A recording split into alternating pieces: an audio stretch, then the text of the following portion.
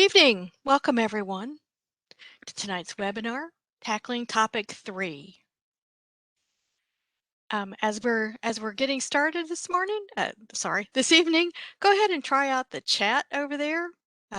Scroll up and down, greet your neighbors, greet people from far away. From the drop-down menu, choose Everyone so that everyone can see it. There might be some other options there, but to be sure that Dan can see your comments and questions later on throughout the event, please choose Everyone. If you choose all attendees, Dan doesn't see it, and you might want to ask him a question. So share your location. If you're having some interesting weather, you might want to tell us about it. Thanks so much. My name is Ruth. I'm your host for this evening, working behind the scenes. I won't be doing much, just monitoring a little bit. We won't do any polls tonight, I don't believe, but we will be utilizing the chat feature. All right. Your presenter for tonight is Daniel Wilkie. Daniel, welcome. Thank you, Ruth. Hello, everybody. I want to welcome everyone. One of my favorite parts, and I think I say this every time we have a webinar, I love seeing the people from around the world, that are joining us. That's why I love doing these webinars, and that's why I love being part of IB as well, is just the international feel of it all. So welcome. Happy New Year to everybody. Hopefully you are all safe and warm and healthy as much as we can be at this crazy time. But thank you for taking an hour out of your busy schedules to listen to me talk for about 45, 50 minutes. So we have just a little bit about me first, and then I'll get into what we're going to be dealing with the webinar. But my name is Daniel Wilkie, and I have been a math teacher, a high school math teacher for the last 25 years. And I've been teaching IB for about 18 or 19 years now, all levels. Now I get to, with the new curriculum, I'm currently teaching an analysis and approaches course. And I'm also an examiner for the, I love seeing the comments too. And Lynn, you are a common, person here on the webinar. So thank you. I appreciate that. So yeah, I'm an examiner for the applications and interpretations. And then I'm also a moderator for the IA. So if you came to our last webinar, that was back before Christmas. We kind of took December off.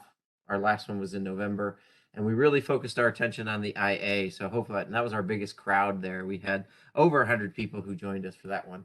Had a lot of deep questions, and so thank you for anybody who came to that one and is joining us for this one. And for anybody who's come and has been here multiple times, thank you so much, because I get a feeling that you are getting a little bit of something out of these, and that's all we want here at TI. So thank you for coming.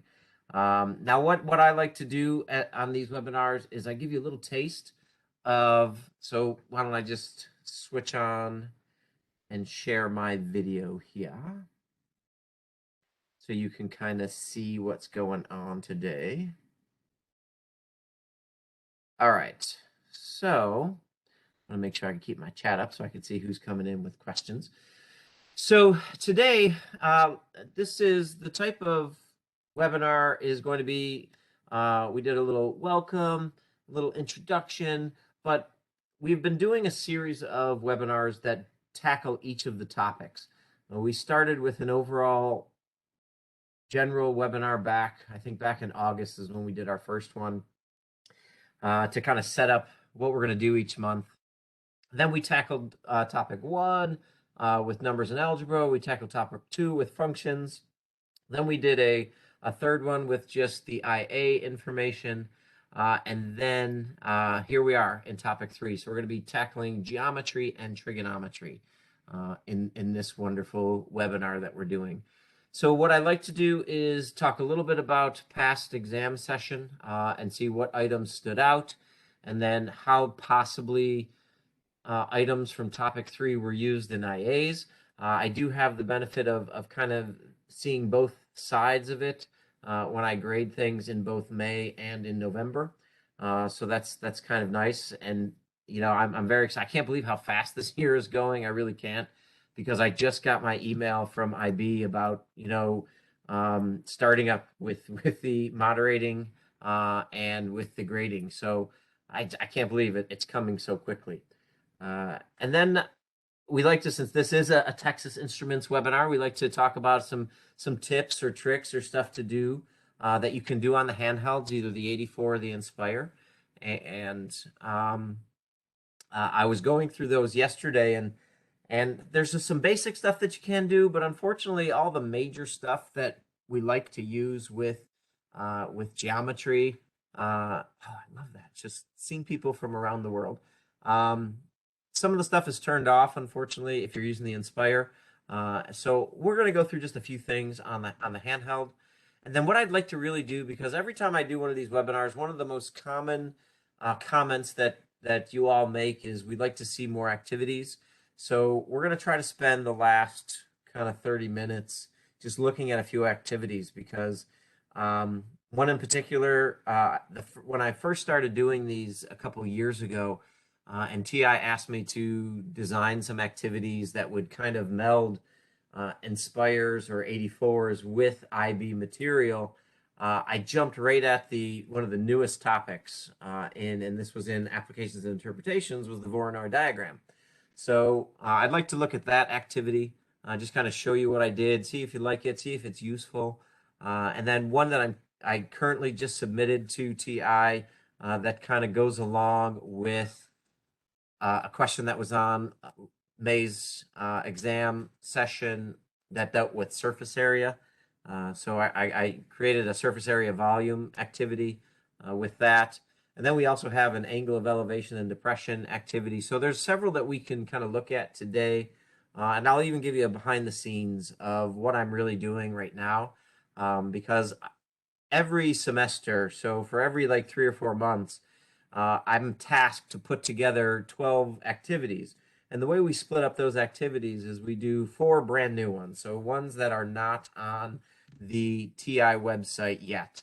And then we do 8 activities that are on there, but we need to enhance them with more of an IB feel.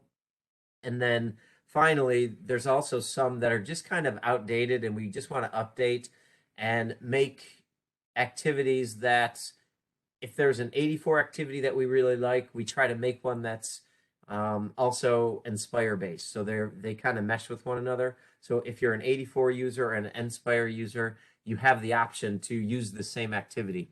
So that's what I've been doing. So we do about 12 every 3 or 4 months. And I had a little of a backlog in the last group. So I'm just turning those last ones in right now. But we're still on track for good things. So I'd like to share a little bit of behind the scenes. And then I finish things off with just getting your opinion. If there's any topic 3 suggestions that you'd like to see me and TI work on going forward, I'd love your opinion for that. So again, thank you so much for coming. Let's just jump right in. The first thing I'd like to talk about is what is new in the curriculum. So I just kind of made up this slide of what's been added. And so I have this wonderful that I share every time I do a webinar. It's my What's New document. So it's a nice grid of the new courses, and it's split up into 4 columns. The first 2 columns are applications and interpretations. The second 2 are analysis and approaches. And then it's color coded to what's new, what's different, what's been combined from one course to another. I really think it's useful. And so what I did is I took that sheet and I kind of made a short little list of what is new in the 2 courses. So if you look at the applications and interpretations, now we have included arc length and area of sector. That wasn't there before. Equations involving perpendicular bisectors, and of course, Voronoi diagrams. And then for higher level only, they've included some geometric transformations involving matrices. Now, over on the analysis side of things, we have, now we talk about distance between 2 points in 3 dimensions, midpoint in 3 dimensions. And those were brought over from math studies. So normally those topics were only covered in math studies. Now they are covered in analysis and approaches. So then we're also talking about volume and surface area in 3 dimensions, the angles between lines and between a line and a plane, angles of elevation and depression, and then some. Now this was, there was always some, sine, cosine stuff in analysis and approaches, but now they're kind of combining it with even more simplistic right triangle trig and stuff like that. So those were some of the new things that were kind of converted into the analysis and approaches, applications and interpretations compared to the old curriculum. So moving on, we have, what stood out from the May 2021 exam session. And so I wish I saw in depth every examination, but as an examiner, I only get to, for one, grade one paper. So I do paper one from applications and interpretations. But the good news is I also sit on a committee that kind of looks at the exam. So I get access to multiple exams, which is kind of nice because I can kind of look at things and see how teachers react. Because if you didn't know the procedure, once students take the exam, a group of examiners get together and they, for lack of a better phrase, nitpick the mark scheme. And then they look at sample student responses, and then they basically say, okay, well, how did the student answer it? And is that acceptable? Will we take it? Does the mark scheme need to be changed? And so we really kind of go through question by question, and you get to examine and see how people think. And it's kind of a nice procedure. And I was lucky enough to be a part of. Last year, I actually got to do a lot of discussion with it. Previous years, I got to watch. I didn't really get to discuss with other people, but I really participated this past May, and it was a fun experience to do. And so things that stood out from the May session from topic 3, there were a couple different volume of sphere types questions. One was a whole sphere, one was a half of a sphere, depending on the course. And it was interesting how they combined, in the analysis and approaches course, a scientific notation problem with the volume of a sphere. Whereas the AI course, that was more of just a surface area and volume situation. And it was nice. I'm a big fan. I teach pre-calculus as well in my school. And it was nice to see trig identities used. I always love those. That's my favorite chapter in pre-calculus is, dealing with trig identities. So I love seeing that on the exam. And then seeing the trig function graphs, but was also combined with some calculus with particle motion. So that was kind of a cool thing that they did in analysis and approaches. And then, of course, they threw arc length and area sector for both, AA and AI courses. That was nice. Using rule of signs with bearings. I love teaching bearings to my students because they're so confused when you first talk to them about it. But it's so applicable that they really like to see that situation. So I like seeing that. And then, I got to give IB credit. They gave us a new topic with Voronoi diagrams, and hey, they put that on the exam.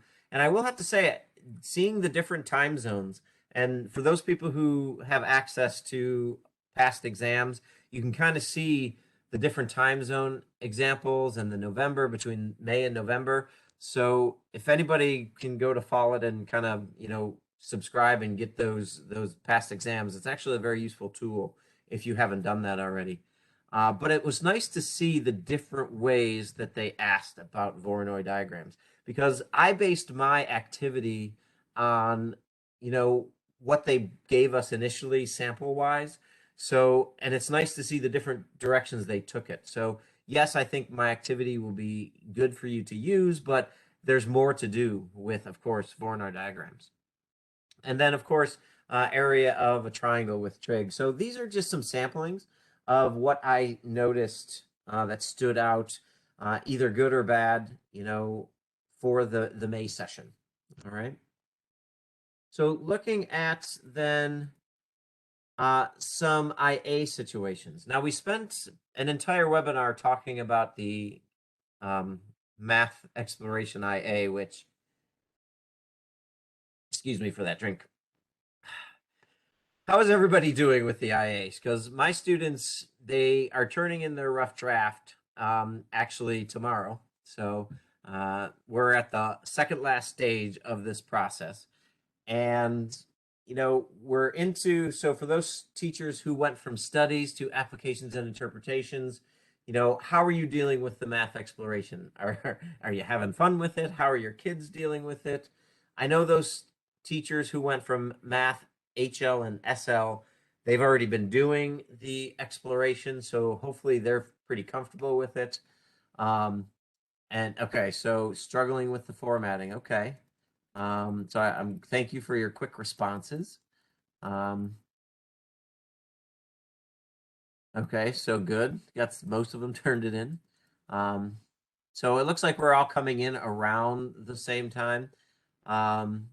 So it's once again, and I mentioned this at my last webinar, all of the IAs are being turned in. So there's no sampling yet.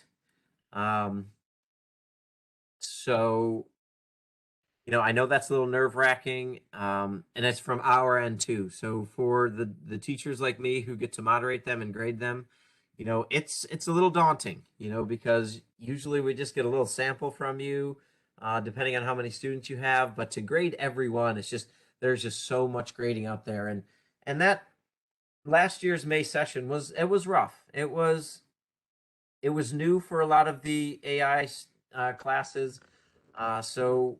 And a lot of the teachers were still kind of getting their footing with it. And so I feel your pain. I really do. So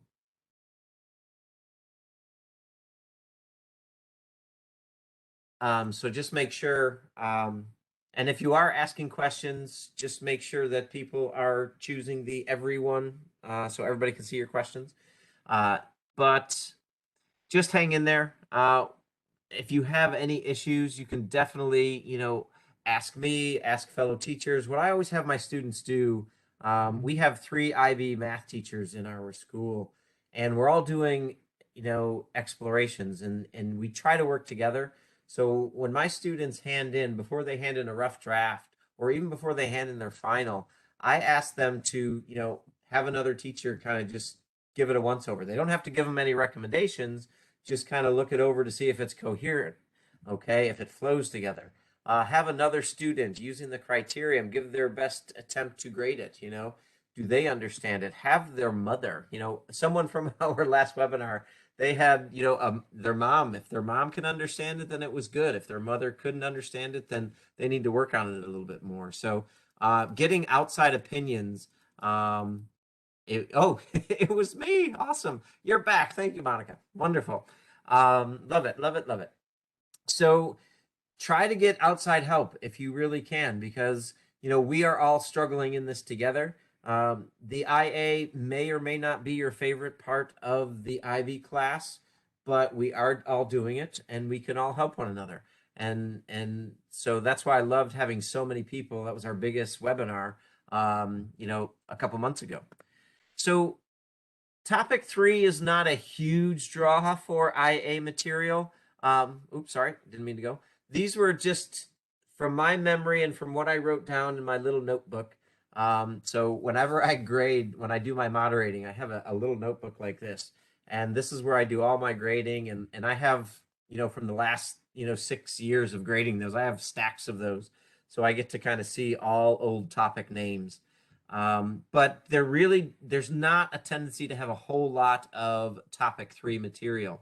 And these are just some I did see, and you can see my second bullet point here, that there was one Voronoi diagram IA, which I was pretty impressed with that. So quite interesting there.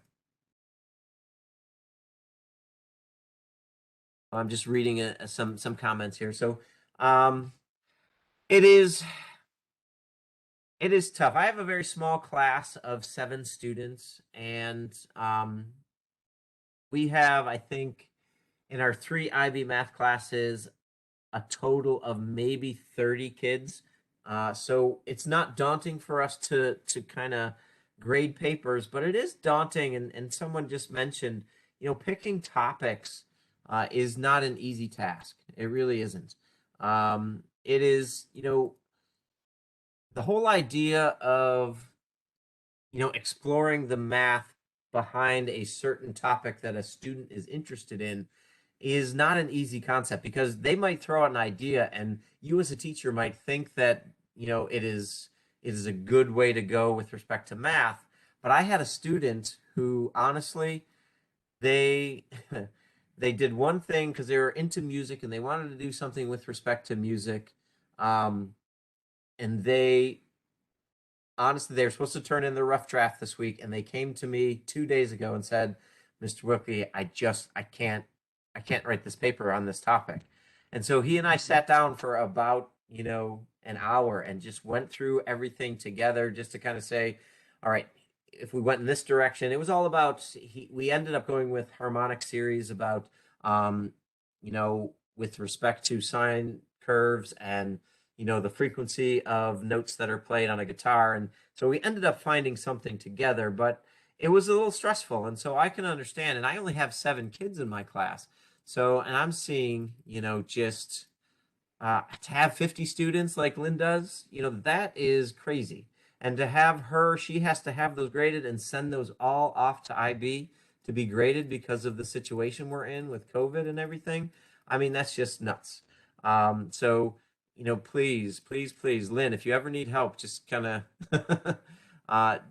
oh my gosh, 40 to 50 students per class. I could not imagine. The most I ever had in an IB class was 28. That was it. But I've never had classes like that. So please, more power to you. Please let me know if I can ever be of assistance. Just let me know. So you can kind of see these topics here that fall under, the topic 3. I love seeing this because when you can get out of the topic 4 realm of math papers, because so many people do stuff on statistics, it's a breath of fresh air.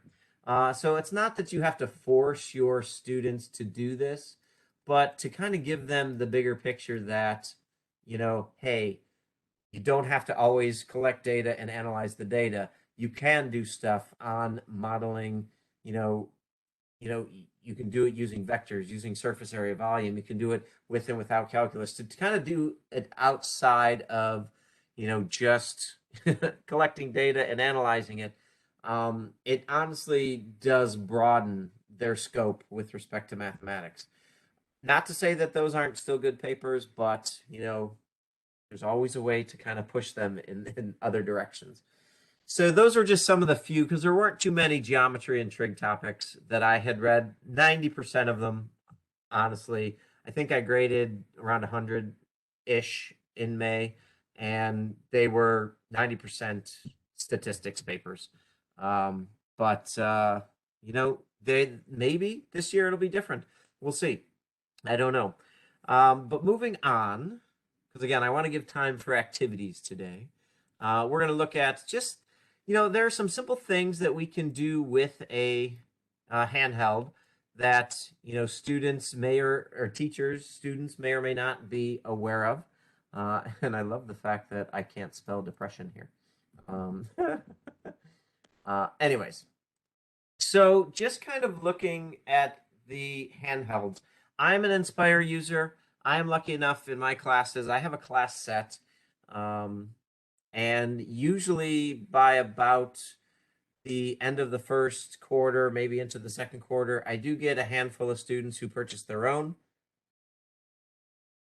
So, but everybody else in my school is an 84 user. And it's been my goal to convert them over to the Nspire side. It's a slow process, but I'm trying. But that doesn't mean that the 84 isn't a good calculator. It really is. And there are a lot of good features on the 84. And I actually, because I do my activity writing for TI, I get to experience both calculators and forget that the 84 is very useful at times. And I don't like to know. I always make fun of it with my students because they always bring an 84 to my class at the start of the year. So I spend much of the year, poo-pooing the 84, even though it's an excellent calculator. That's me having fun with my students. But, just kind of looking at both sides, yes, the calculator, you can do some very simple, basic calculations, finding surface area, finding volume. You have unfortunately, when you are using either the 84 or the Nspire, and you bring it into the exam at the end of the year, if your students have, coded programs in there or saved stuff in there, certain things have to be turned off. So be careful with your students on that. If they save a document and put it in their files on the Nspire, unfortunately, they won't have access to their files if, whoever's proctoring the exam does what they're supposed to do, which is turn off that capability. So the new Nspires, the CX2s, they actually have a cool feature that's actually coming out. Or actually, it already did. I'm sorry. I also, I kind of forget things, in my older age here, after 25 years of teaching, that you can now, when you're in the press to test mode for the Nspire, you can put in a code for IB exams, which is kind of cool. And that takes some of the stress away from whoever's proctoring the exam. So you can just enter the code, it turns it in a press to test mode, turns off what it's supposed to for IB, and you don't have to worry about that. Now for the 84, you got to be a little bit more careful and just, you do that reset. But still some students can fool around with that. So you got to be careful there. So what I love about, using the handhelds instead of doing stuff on the computer, like more and more students are doing these days, is their capability to, just make things look so nice. Gone are the days when you had those old 83s and 84s where the print on the screen was not conducive to what we would like. Just being able to write a fraction as a fraction is just so nice to see. To have those color screens and color graphs is just really nice. To be able to type in a formula like the law of sines or cosines in one chunk and not have to find each individual piece to find the final answer. There's just so many benefits to, kind of to use with these handhelds. And then to also be able to use this information. So if anybody has an 84 and Nspire, you can transfer stuff from those calculators to your computer to add it to your IA without taking, without taking your wonderful phone and then taking a picture of the screen and the calculator and then making it all fuzzy like, which we hate to see when I'm grading the IAs. So if you have your students do that, please don't. There's so many capabilities to either take actual screenshots of your calculator, your face of your calculator, and move it to the document, or use other, software on the computer. So there's just a lot of capabilities there to help you out.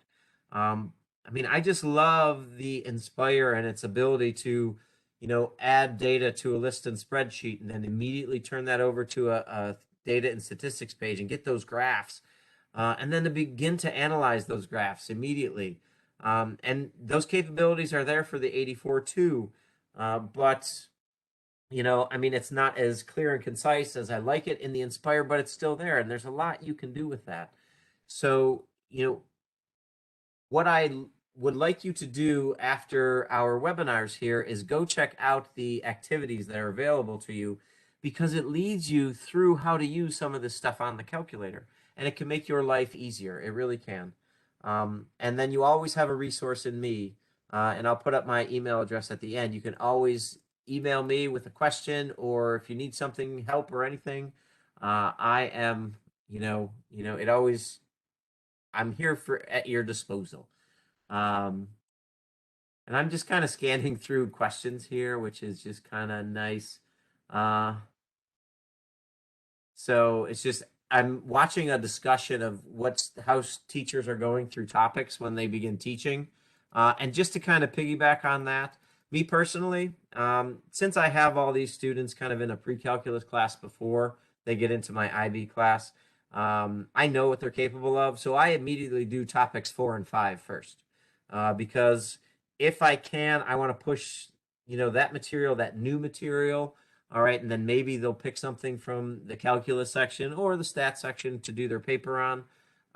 And then I'll go through all the review material once we're done with that. So we're in the section, the topics 1, 2, and 3 right now. We're starting that review stuff. So my students handle that pretty well. And so I was just kind of looking through these questions here. I can actually get you that. So I got the question, where can I find the new IB code? So I'll get you that. I'm going to write that down. So new IB code, or press the test.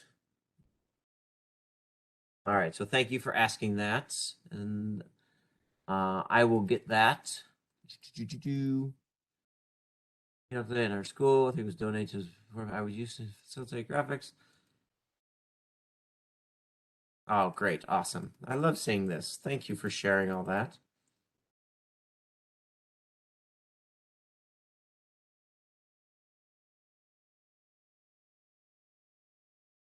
Okay, so thank you for sharing. I love seeing that chat that you all are having. That's awesome. I love seeing how you go about your year, because I've done it in sequential order before, 1 through 5 topics. I changed it this year because last year I kind of got cut short a little bit on my topics 4 and 5, so I did 4 and 5 first. So I'll see how it goes. I'll let you all know how it goes this year. But there's one of the things that I'd like to just point out here at the end, I put at the bottom here for tips and tricks for success in IB, for verifying trig identities. One thing I'd like to, for those students who are unsure if their identity work is correct, you do have the ability to put identity work on your handheld and test it out, to kind of see if it is a truthful statement. With respect to, if I just pull up my Nspire, I was doing some trigonometry today. So I can actually, type in, trig identities, and it'll tell me if it's, yes or no, true or false, if that sort of thing is a truthful statement.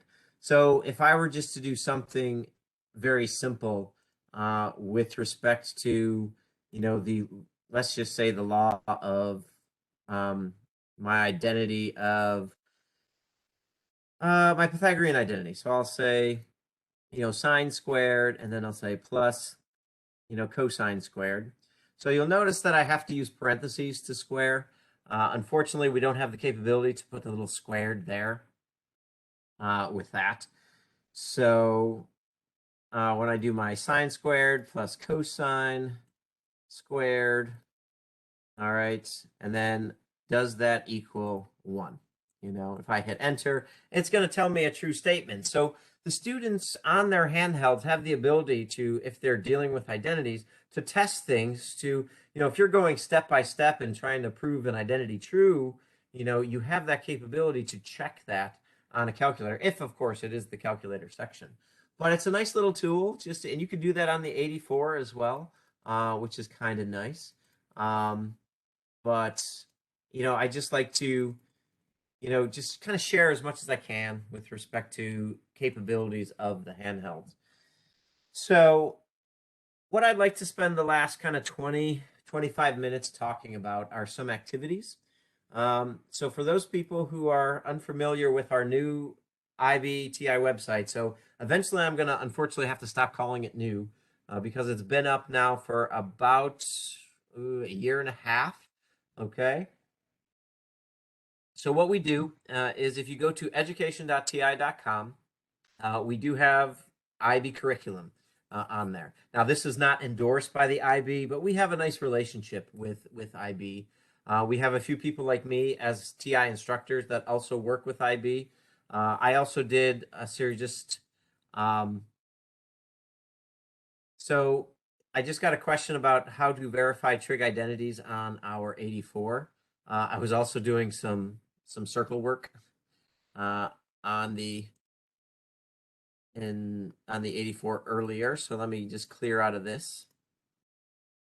Get out of here. Okay. So basically, you can do that kind of same thing.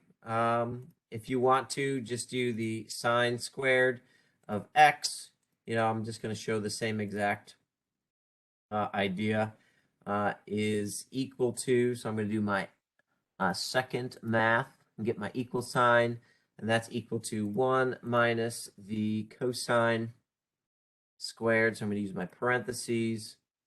And then just do the cosine of x, and then I'm going to close those parentheses and square all that. So I just did a variation of the Pythagorean identity just to kind of show. And if you get a 1 as an answer, that means it's true. And if you get a 0, that means it's false. So it's just a really neat little checking tool that you can do. So thanks, Michelle, for asking. I appreciate that. I want to take care of my 84 people as well for that. So hopefully that was helpful. So what we have, and here are just the newer activities that we did kind of posted last year. I just submitted the new activities back in the end of November, beginning of December. So those should be posted. We're kind of in the going through the formatting and checking everything stage. But if you would like, one of the new ones that I made, just kind of email me and I'll send it to you. I have access to it. Shh, don't tell anybody. But so kind of going to the website. So here's education.ti.com. And if you go to activities, you'll notice that we have IB resources. All right. Or if you go to resources, you can go down to IB resources. So either way, so I'm glad I can help your pre-cal teacher for that.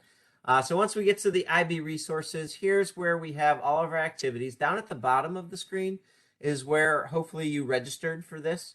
So you can just click on the registration. So for future, so for our next one is topic 4. So we're going to do that right at the beginning of February. So February 3rd. So we'll do the probability statistics. And then our last, we're going to have 2 more after that. Of course, we'll do topic 5, calculus, and then we'll do an exam prep. So those are our last ones for the year. So hopefully you can kind of join us for those, especially that last one, because I want to give some good insights into the exam prep there. And that's about 2 to 3 weeks before exam time is happening. So hopefully it's at a good time to help you out. So that's there. And then you can also click on the past webinars that we have. So if you click on the on-demand webinars, we can just do, you'll notice that we have the IA. This is the most recent one we did. And then we did topic 2, topic 1, and then an overview. And then the ones we did last year. So I've this is the second year we've been doing them. So those are all available to you if you weren't able to join us. And you can fast forward if you think I'm talking too much for that. So then the other thing is, here's the activity list. You can click on either applications and interpretations or analysis and approaches. So if we go to activities, you can browse by topic since we are in geometry and trig. You can also browse by technology, either Nspire or 84. So here are all the activities. So most of these are activities that when I first started this, I got with a group of instructors from Australia and from Europe, and we kind of picked activities that were most beneficial, okay, to the IB curriculum. And then what I've been doing since then is updating them and making them more IB-like, okay? So if you notice down here at the Voronoi diagram down here at the bottom for the Nspire, it says new and updated. I honestly don't know why this one in the 84 doesn't say new and updated, so I'm going to have to ask about that, but it's okay. So those are that's one of the activities I'd like to take a look at. So when you click on the activity, of course, you'll get a little screenshot of the activity. It's one of the pages of the activity. You'll get a little overview, some objectives, some vocabulary, and then down at the bottom are all the documents that go with it. So you'll notice we have everything as a Word document, everything as a PDF, and then if we have any TNS files for the Nspire, we'll have that included. Or you can just go to the zip folder, and that has, if you download that, that has everything in it. And it has all, what are those, eight things in it. So we give you both the PDF and the Word document. So if you like the activity and you want the PDF, you can print out the PDF. And sometimes your computer, when you open maybe a Word document, some of the notation might be off. So we give it to you as a PDF so that you also none of the notation is thrown off. So I was asked, does the Voronoi open on 83 and 84? It opens on the 80. If you can use the 84, I'll get to that one in a second. So I'll come back to that question real quick. So you get to pick. But what I love about having a Word document is if you do not like a part of it, you can change it. You can make it your own. You can change the numbers along with it. So it's honestly your call on if you use it, how much you use of it, and then what you do with it. So please use it to your heart's extent. Now you'll notice at the bottom of each the PDF and the doc, you also have an IB question. So I also wrote for every one of the activities that you see on this website, there is an IB question at the bottom of it. So once you're done with the activity, you can kind of open up this example IB question and go through an IB style Voronoi diagram problem. Okay, and I model this after what IB does. I'm not recreating the wheel. I look at their problems and say, oh, that's cool. I got a good idea now on what I should do with my type of question. And then, of course, included, here's the question. You also have, the mark scheme to go along with it. So that is for every question. Every activity has one of these to go along with it. In addition to that, though, as I've been updating these more and more, I've also been including some further IB math work within the activity. So at the end, you might see something that says further IB math or something like that. That kind of goes into a few more IB style problems with it, just to kind of help you along. So the student activity, if I were to kind of open up this, so let's take a look real quick at the student activity. I don't know why I pressed on the PDF and the Word opened up. So you'll notice that here's the student-led activity, and it basically step by step, talks about, opening up the TNS file, and then talks a little background about Voronoi diagrams and what we're going to be doing on the Nspire. Okay. But what I liked about this activity, and I got some feedback from some people, I kind of showed it around and I got some positive feedback on it. It kind of went into the background of, where Voronoi diagrams are used, how useful they are, and how they can help you, in your classroom. So, we start with some basic background information, and what I'll do here as well, because it wants you to, if you're using the TNS file, so I'm going to open up that. All right, so this is the file that kind of goes along with the Word document or the PDF that you're going to hand out to the students. All right, so again, here's the title page. All right, and it just kind of gives you some background on, this Gregory Voronoi, who he was, where it came from, just some cool little background knowledge, and then an example of what our Voronoi diagram is going to look like as we kind of go along. And it just kind of takes students step by step with how to create one. Okay, so on the calculator, I show, and this is something that is optional to you. If you want to do it on the calculator, you can. It shows students how to create an actual Voronoi diagram on their calculator. So it talks about creating, it just step by step, creating triangles, constructing perpendicular bisectors, and how to create it on the handheld. Now, on the 84, I will show you again how to do it on what's called Cabri Junior. So you can actually create one there if you'd like, but you can also do it by hand. So you have the option with your students to either create this Voronoi diagram by hand or just do it on the computer. So what the student activity leads you through is, talks about what is the circumcenter? What does that actually mean? All right. And then it tells you how to create the circumcenter on your Nspire. Okay. And then it basically goes through step by step how to draw this on a piece of paper. How do you create a Voronoi diagram right here on a graph? So I've kind of written the steps down to have students follow along to do that. Share TI-Nspire with students so that they can access them. So there's a question about what's the easiest way to share the TNS file with my students. There are a few ways you can do that. I, in my class, have what's called the navigator system. So I just, have the students log in when they get into class and then send them it, in a few seconds. If you don't have the navigator system, you can also do it quickly manually.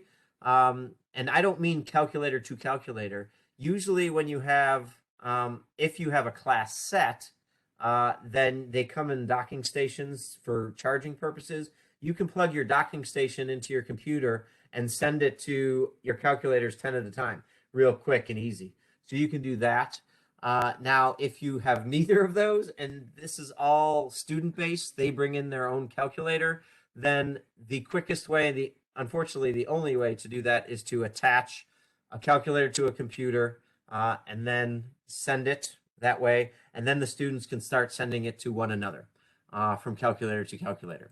So there's a few different ways to send the TNS file if you'd like them to do that.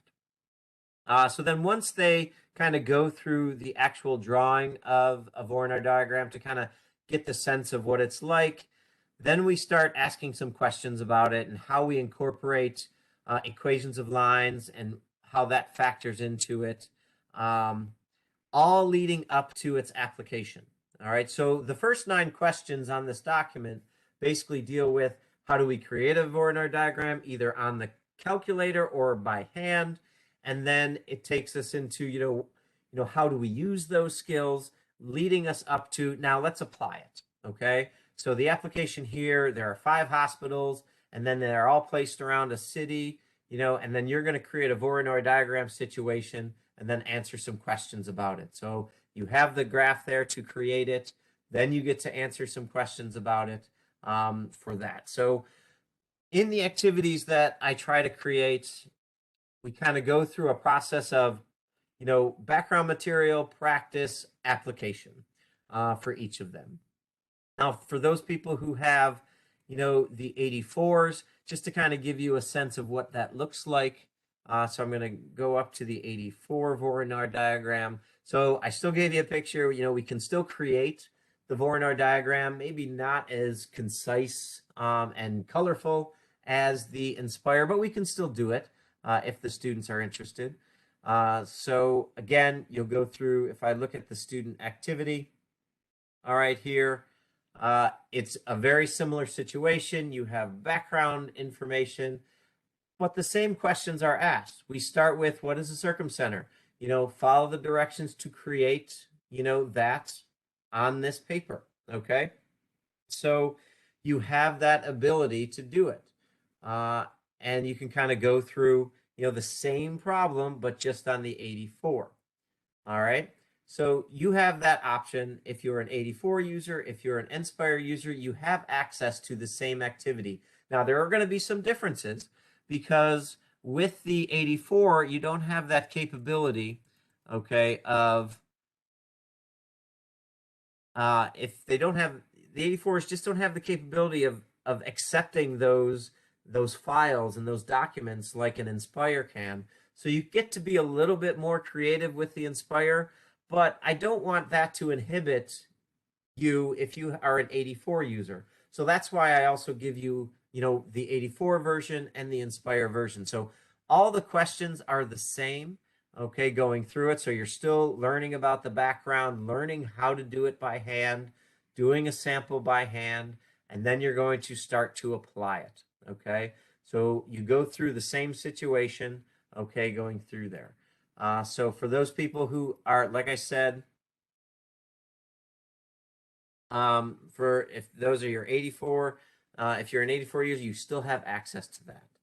So Lynn has a question, will a hand-constructed Voronoi be scorned on an IA? That's a great question. Okay, so if you don't have the Nspire software to kind of do that by hand, honestly, if the student is taking the time and using, graph paper and making it nice and neat and concise and definitely using straight edges there, there's nothing in the world that is wrong with that.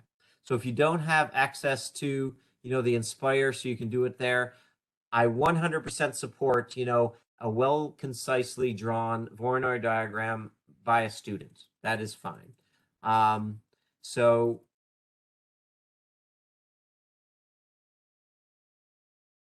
I'm just looking at questions. I have 27 students. Transfer, if everyone has a computer software installed, can I just share the file with them? Yes, you can. You can just share that file. You can. Whatever file you can, however you share your communication, whether it be email, messages, or whatever, you can send it as an attachment. They can open it up, and yes, that is fine to do.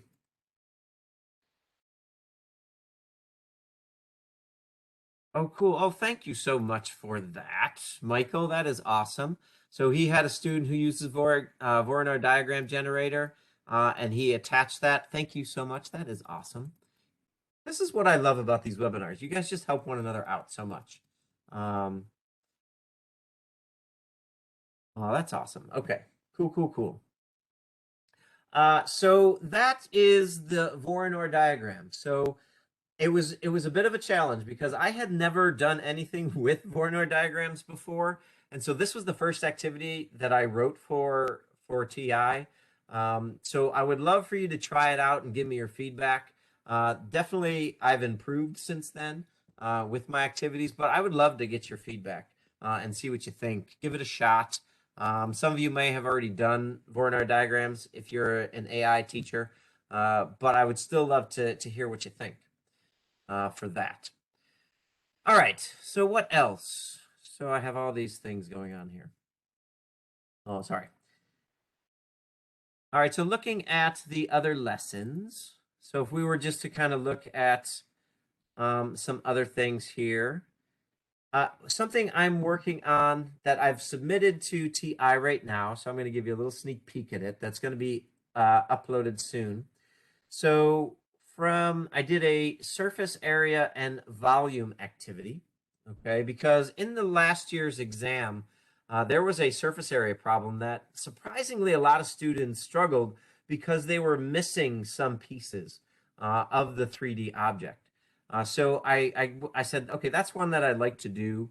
And this was a sample. This is the IB question that kind of goes along with it. It's basically a teacher is designing a treasure chest to hold rewards for her students to select for good deeds and correct responses. Here is the design. And basically, of course, it's not the scale, but you have to, find the area to be painted. So it's going to be the exterior is going to be painted. So it's up to your students to find that kind of surface area. So the students then had to, if we have that kind of cylindrical, half cylindrical top, the rectangular base, they have to find the surface area for that of what's to be painted. So that's kind of the problem that goes along with this activity. So you got a little kind of sneak peek at that with now the activity itself. So I'll pull up the 84 teacher notes, because with each activity comes some teacher notes. So what you'll see in the teacher notes are, again, objectives, vocabulary, about the lesson. So you'll notice when it says about the lesson, it kind of what it aligns with in the IB curriculum. So I've kind of done that little footwork for you of where it falls under topic 3 and what the kind of, the little blurb is under topic 3 for this. And then the different files that kind of go with it. And then we go into the actual activity. So from here, this activity is, just kind of looking at this, kind of the review of the formulas that are necessary for this activity. But this is kind of an unfolding activity where students take 3D objects and unfold them into two-dimensional shapes. Just to kind of practice the skill of recognizing that I start with a cylinder here, but I end up with a rectangle and 2 circles. Now, how would I find the surface area of that? And then how do I find the volume of that? So it kind of takes students along with a kind of a practice, of, oh, here's a rectangular prism, let's unfold it, okay, so that we get this kind of, oh gosh, so we get these multiple rectangles, when we unfold it. So it just kind of shows students what it looks like to kind of unfold the 3D object. Or when you take a cone and you split it up and unfold it, you get this kind of this sector and this circle. So this activity kind of practices that skill, to kind of go through, the 3D objects and what they really look like. And then we go into some problems. How do we find the surface area and the volume? Now, these are the teacher notes. So you'll notice that it has all the solutions in there and the steps. It doesn't just give you the answer. So I've tried to go through the steps for you for that. Now, the student version of this will just have, of course, find the, the surface area or find the volume, okay, of these. And then we get into, we did some general shapes. Now I kind of did some actual objects that are in the real world, ice cream cones and water bottles, that sort of thing. And then, you have some occasionally teacher tips that kind of go along with these. And then we go into a further extension, which again, I like to try to emulate IB style questions. So this is another one of those. And I gave you, some kind of methods to solve that. And then we always finish with this note that yes, TI is doing this. It's not endorsed by IB, but it is, associated with the curriculum of IB. So this was just another example of something. Yes, the students can access the files from the TI website.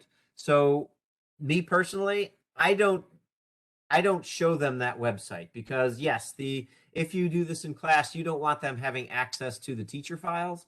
So I never really show them that part of the website. I just pull up the activity and give it to them that way. So thank you, Michelle, for asking that. But yes, they could access that. It is out there. Oh, thank you for practicing the Voronoi. Please, Stacy, let me know how it goes. I would love to hear your feedback. So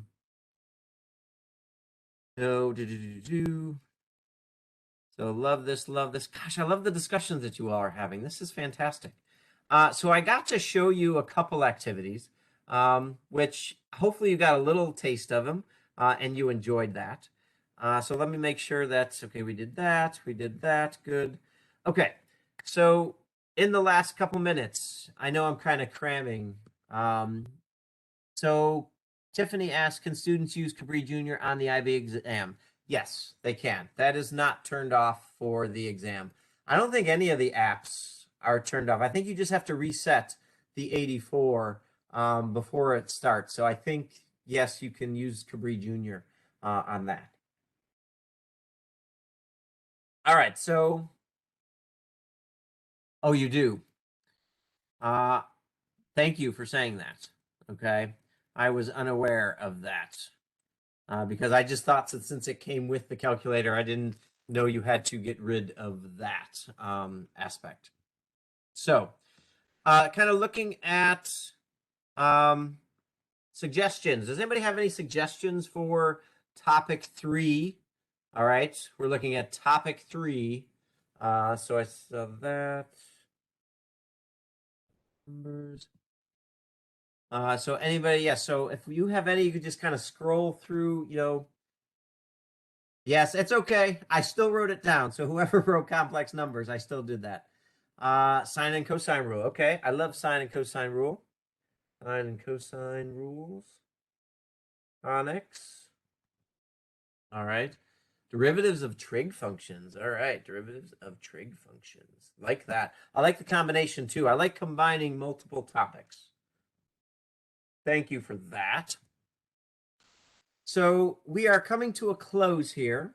If anybody has any further questions or comments, let me put up my email address. Okay. Oh, it's actually up there, but I'm about to close things out. So I just sent it. Okay. So now I'm going to hand over, I'm going to stop sharing and then hand over things to Ruth. Thank you, Ruth, for taking over.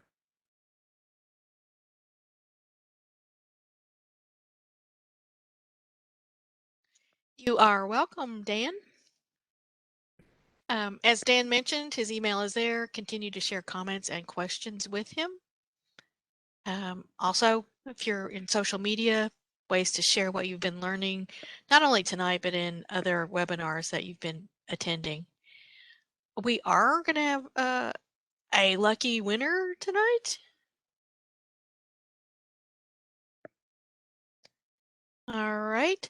So I used my TI-84 and the random number generator while Dan was sharing activities, and the winner tonight is Rodolfo Morales.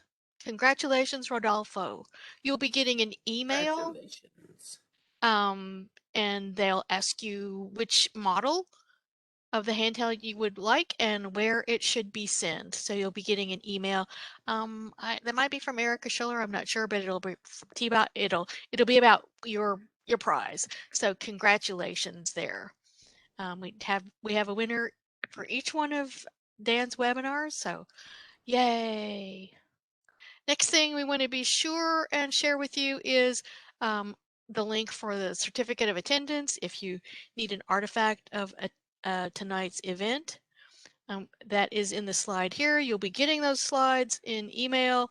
Also, it is in the chat if you like to copy it and save some email. I'm sorry, save the chats. All right. Also, I don't think I mentioned this earlier. Tonight's webinar is being recorded. If you want to revisit it, share it with a colleague who wasn't able to join us tonight. All right. Sorry, Michelle. I know. Happy birthday, Michelle. Yeah, happy birthday. All right. There was someone who asked me for the new IB code. Could you send me an email so I can get that code? Because unfortunately, I don't have access to that code right now. So if you can send me, thank you. I appreciate that. Okay. But thanks, everybody. Couple more slides, post-webinar follow-up. You might get a survey. Tell us how we did. Thanks so much for joining us. We look forward to next time. Thanks, Dan. Bye. Thank you, Ruth. Bye, everybody. Thank you so much for joining us.